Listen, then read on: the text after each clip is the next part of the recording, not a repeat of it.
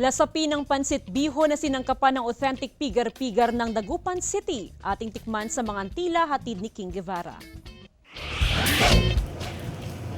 Tradisyonal na sa mga Pilipino tuwing may okasyon ang pagluluto ng gisadong pansit. Ayon kasi sa matatanda, pampahaba raw ito ng buhay. Kaya naman ngayong hapunan, isang pansit recipe with a twist ang ituturo sa atin ni Chef Raymart.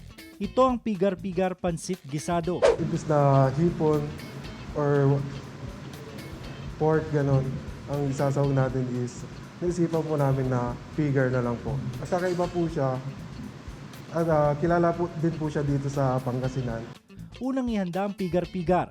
I-marinate muna sa asin ang cara beef o ang pinaghalong beef at carabao meat. Sa isang kawali, isutay ang cara beef hanggang sa maging kulay brown. Lagyan ito ng white onions at ilagay ang repolyo. Andun pa rin po yung flavor ng pigar, yung beef flavor. Sa isang kawali naman, maggisa lang ng bawang at sibuyas. Lagyan ng beef stock. Maaari na ring maglagay ng pampalasa tulad ng toyo, patis, oyster sauce at paminta.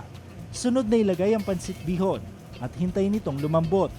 Sunod na ilagay ang mga sahog na gulay tulad ng carrots at beans at maaari na itong ilipat sa isang serving plate at itopping sang pigar-pigar.